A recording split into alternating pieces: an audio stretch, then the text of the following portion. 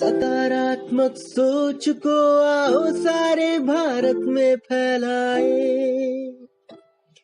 सकारात्मक ऊर्जा का आओ सब में संचार कराए।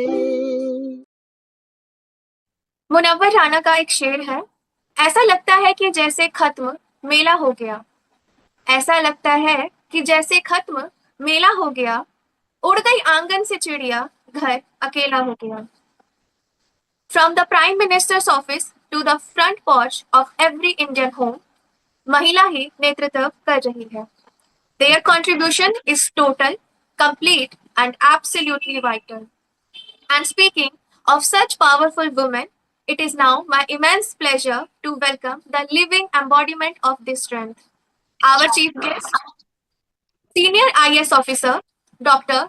Srimati Rashmi Singh Ji, a 2007 batch of AGMUT cadre and currently appointed as a Secretary of the Department of Women and Child Development, WCD, Government of Delhi. Ma'am, your career spans working in the Jammu and Kashmir, Union Territory of Andaman and Nicobar Island, and to the state government and urban local bodies in Delhi. Ma'am, you were also honored nationally and internationally for your various initiatives and work. Academically, you hold a bachelor's degree from Lady Shri Ram College, University of Delhi, and Masters of Public Administration from Hubert Humphrey School of Public Affairs at the University of Minnesota, USA. Additionally, a postgraduate diploma from the IHS Erasmus University, Netherlands. Moreover, you had also completed your PhD degree from University of Lucknow. Ma'am, you had not only worked on policy and administration, but has dedicated your professional life to creating a supportive ecosystem for women and children in Delhi. Your presence today is not just a formality.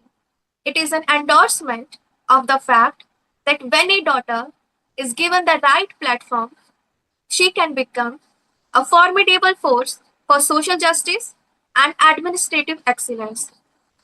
Ma'am, आपकी उपलब्धियां और आपका कार्य हमारी बेटियों के लिए प्रेरणा है। I, Akanksha Manna, head of the creative team at the RJS PBH, RJS Positive Media, and all the other fellow participants were eagerly waiting for your insightful thoughts. Ma'am, now the stage is yours. You can thank start you your. Akanksha, thank you Akanksha. तो मैं सबसे पहले तो बहुत बहुत बधाई देना चाहूँगी उन सभी बेटियों को जो मेरी बात सुन रही, और आकांक्षा जो कि उदय जी की बेटी है, और इतने अच्छे से अपना रिसर्च करके आई है, अपना होमवर्क करके आई है, मेहनत करके आई है, ताकि एक सूत्रधार की भूमिका को इतने अच्छे से वो कर पाए। तो उदय जी जो कि आज की इस कार्यक्रम के वो आयोजक के रूप में जिनसे मेरा परिचय हुआ, पूरे एक मूवमेंट को जो ये चला रहे हैं, उनको मैं विशेष बधाई देना चाहूँगी कि डॉटर्स डे के दिन उनकी अपनी बच्ची इतने सार्थक भूमिका जो है आज निभा रही है।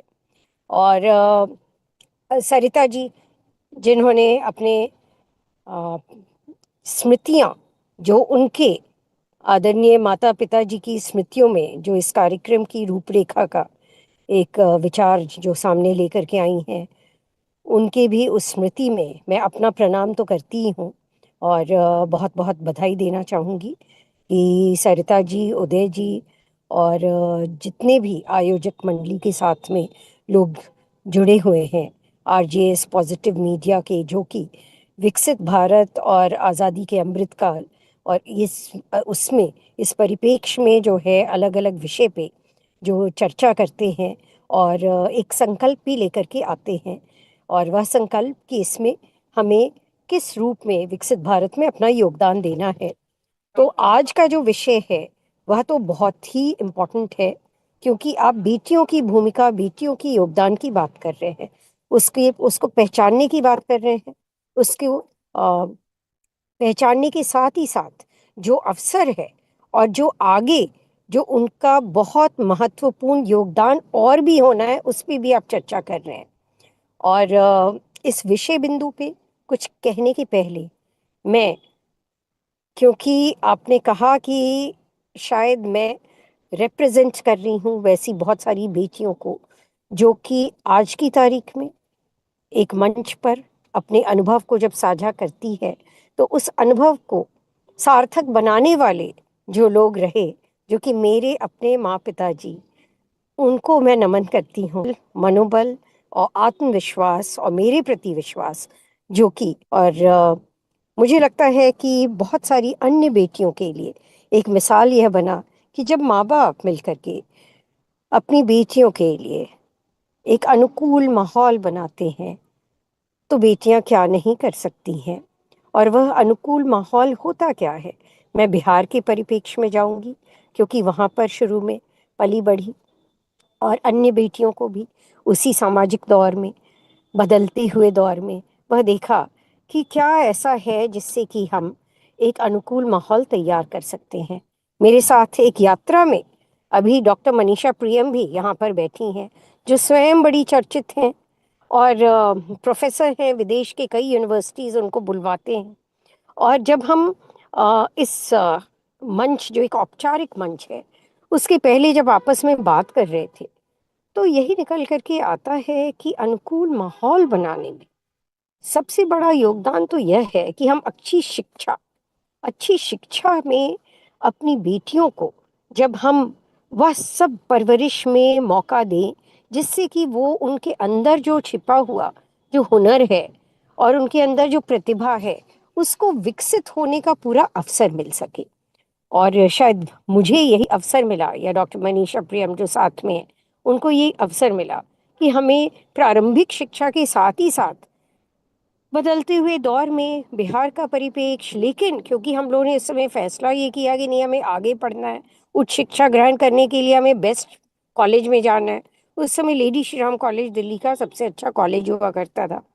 ऐसा नहीं था कि आने में कोई बड़ी सुगमता होती थी बच्चियों को बाहर निकलने में। उसके बाद भी कहीं ना कहीं हमारे अभिभावकों ने उस पर विश्वास किया और हमारे सपनों पे विश्वास किया, तो हमें बाहर भेजा गया। हम लेडी श्री राम कॉलेज में पढ़े। उसके बाद जो मेरा परिचय दे रही थी कि नहीं, हमने जो है आगे भी पढ़ाई जारी रखी, तो आगे जो पढ़ाई जारी रखी, मिड करियर में जाकर के अपना हम विदेश में भी पढ़ करके आए। तो एक कहीं ना कहीं अपने अंदर भी वो ललक बहुत जरूरी है हर बेटी की, कि नहीं, अपने हुनर के विकास के लिए it has to be like you have to keep evolving, there is no stopping कि नहीं मैंने तो एक डिग्री बस हासिल कर ली। क्योंकि बहुत सारी बच्चियां हैं जो मेरी बात सुन रही है, तो मुझे लगता है कि सबसे पहले आपको यह ठान लेना चाहिए कि ठीक है, अवसर तो बाहर से एक्सटर्नल फोर्सेस आपको दे रहे हैं।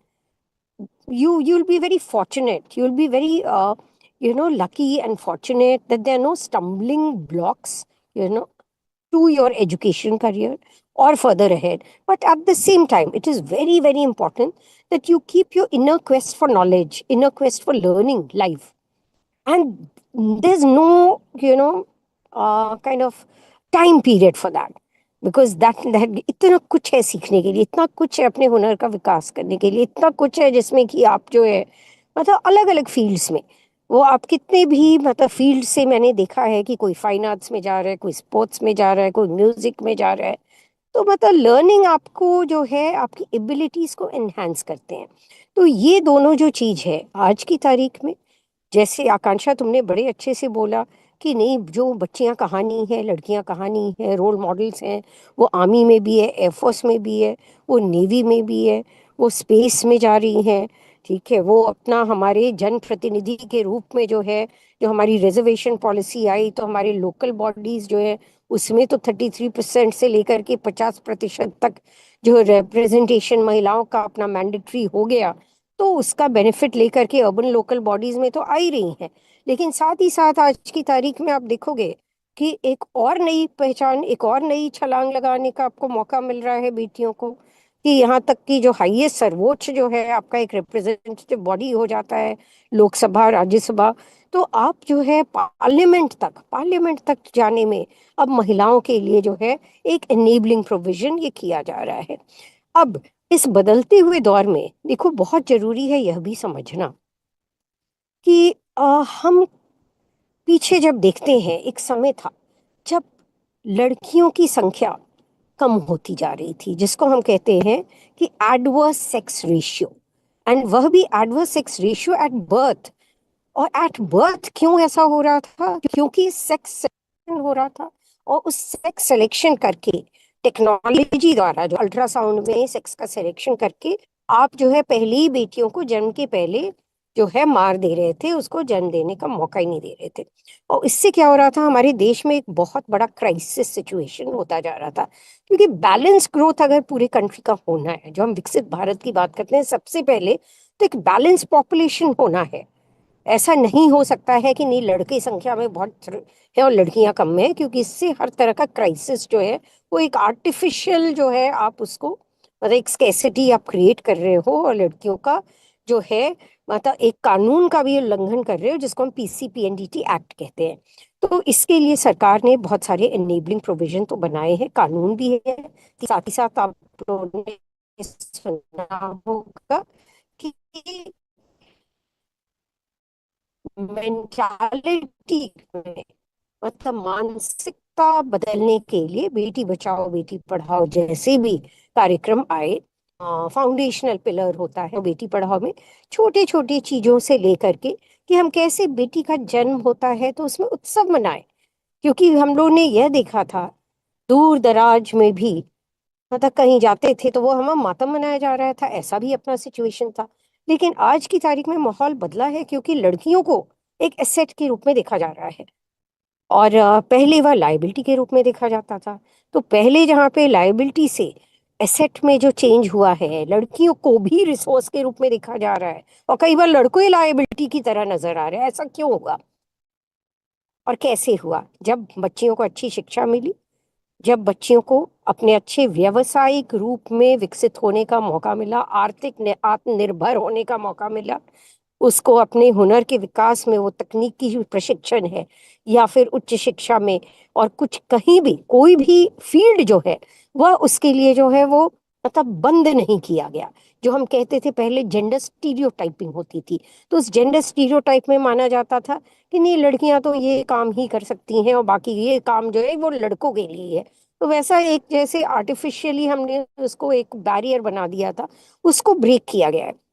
तो आज की तारीख में बेटियां जो है वो मीडिया में भी अगर काम कर रही हैं, तो ऐसा नहीं है कि वो सिर्फ जो है बैठ करके वो वीडियो एडिटिंग का ही काम करेंगी या एडिटरी का रूप में वो जाकर के फील्ड पे रिपोर्ट करेंगी।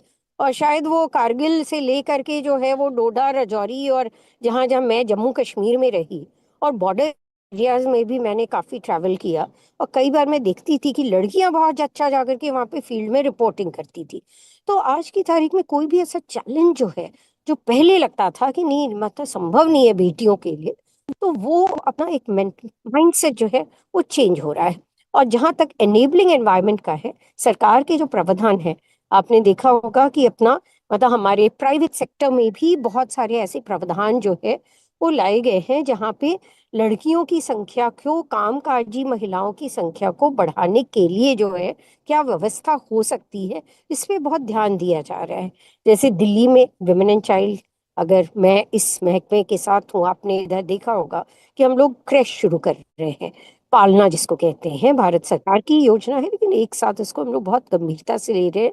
क्योंकि कामकाजी महिलाएं हैं, उनकी अगर बच्चों को देखने में उनका मतलब समय वो जाता है, वो बाहर नहीं निकल पा रही हैं, लेकिन जरूरी है कि वो कंधे के से कंधा मिला करके अपने सेक्टर में जो है मतलब फील्ड जॉब भी कर पाए, तो बच्चे को सुरक्षित स्थान पे कहाँ रखें।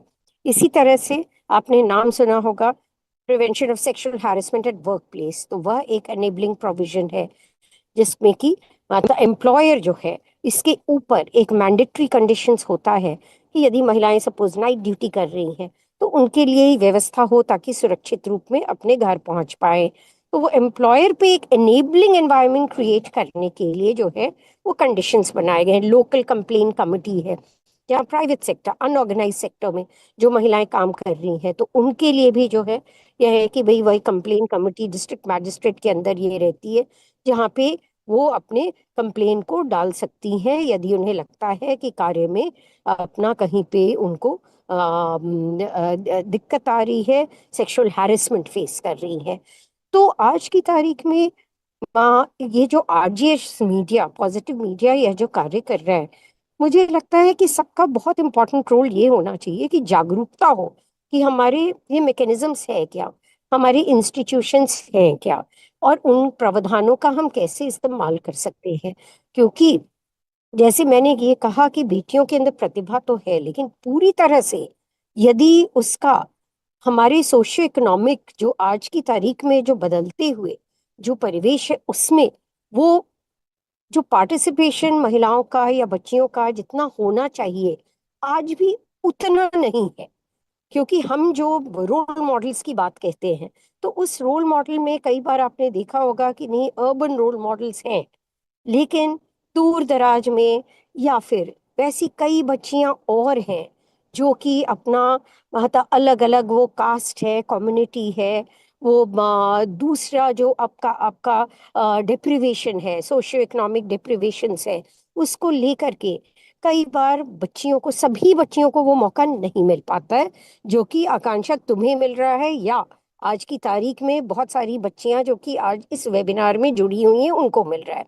तो एज अ डॉटर मुझे लगता है कि हमारा फर्ज यह भी होना चाहिए कि हम सब उन बच्चियों के भी बारे में चिंता करें, पॉलिसी के साथ साथ अपने आप जो है उन बच्चियों को मुख्य धारा में लाने के लिए एक सोसाइटल कंट्रीब्यूशन क्या हो सकता है वो बच्चियां हमारे आसपास हो सकता है कि अभी भी वो ड्रॉप आउट कर रही हो स्कूल से, हो सकता है कि अभी भी वो ड्रॉप आउट ऐसी चीजों से कर रही हो जो कि कंट्रोल किया जा सकता है। आपने सुना होगा छोटी छोटी चीजें जैसे मेंस्ट्रुअल हाइजीन, ठीक है, मतलब टॉयलेट, स्कूल में टॉयलेट नहीं है, बच्चियां ड्रॉप आउट कर रही हैं। तो उन छोटी छोटी चीजों से आपके बीच में कई टीचर्स होंगे, हो सकता है कुछ डॉक्टर्स भी जुड़े हों, टीचर्स जुड़े हों। तो आज जरूरत है कि हम जहाँ पर हैं इस बात को हम देखें कि हमें मुख्य धारा में लाने के लिए क्या वैसा कंडीशन है जो हमारे आसपास है, बैरियर अभी भी है, और उस बैरियर को हम कैसे दूर कर सकते हैं, काउंटर कर सकते हैं। क्योंकि मैं जब अपने फील्ड विजिट पे गई हूँ तो मैंने यह देखा है कि प्रावधान रहने के बाद भी कहीं ना कहीं पूरी तरह से हम सैचुरेट नहीं कर पा रहे हैं। मैं आपको एक उदाहरण दूंगी, जम्मू में एक बसौली करके एक जगह है जहाँ मैंने एक स्कूल का निरीक्षण में वहां गई थी, और बाउंड्री के बाहर एक बच्ची थी जो कि अभी भी स्कूल नहीं आ रही थी, कभी नहीं आई, आउट ऑफ स्कूल टोटली। और क्यों? क्योंकि उसका बर्थ सर्टिफिकेट नहीं बना हुआ था। तो क्या किया गया, सर्टिफिकेट तो बनवाया गया, लेकिन जो इतने साल उसको उसका जो वंचित रह गई थी उसको मेकअप करने के लिए, उसके लिए मतलब बहुत स्पेशल पैकेज फिर ये किया गया। और आज वो बच्ची जो है अपने स्कूल की टॉपर वह अपने क्लास में बनी रहती है। प्रतिभा तो उसके अंदर थी, लेकिन वो वंचित थी। तो हमें ढूंढना है आकांक्षा, वे वैसे सभी आकांक्षाओं को ढूंढना है। उसकी जरूरत है जिसके अंदर तो आकांक्षा है पढ़ने की, कुछ करने की, कुछ बनने की, लेकिन हम उस तक नहीं पहुंच पा रहे हैं। तो ऐसे प्लेटफॉर्म का तभी सार्थक पूरा रहेगा और विकसित भारत में उसका योगदान पूरा रहेगा जब हम उन सभी ऐसी बच्चियों की मुख्य धारा में लाने के लिए हम पूरी तरह से समर्पित रूप में सब मिलकर के काम करें। इसी के साथ आप सबों को बहुत बहुत शुभकामना, बहुत बहुत बधाई। उदय मन्ना जी, आपको और सभी आयोजकों को नमस्कार। जी, बहुत बहुत आभार रश्मि सिंह जी, आपने जिस तरह से बेटियों का मान बढ़ाया है और ऑफिस हेड के रूप में महिला एवं बाल विकास दिल्ली सरकार में आप सेक्रेटरी हैं, तो निश्चित रूप से हम लोगों की विजिट भी आपके साथ होगा। हम लोग जो बैठक करते हैं, आकांक्षा मन्ना जैसे आप कह रही थी कि वंचित जो बच्चियां हैं उनके लिए भी आरजेएस जो है कुछ करे, तो हम लोगों ने रिसेंटली एसडीएम, आप जानते होंगे आईएएस नितिन शाक्य जी, जो कि एमबीबीएस डॉक्टर भी थे, बाद में उन्होंने आईएएस किया, तो उन्होंने इनवाइट किया था आरजेएस की युवा टोली को। हम लोग चूंकि हर तरह के एज वर्ग के लिए, आयु वर्ग के लिए काम कर रहे हैं, तो आकांक्षा मन्ना खुद उस कार्यक्रम में थी, उन्होंने वहां भी मॉडरेट किया था।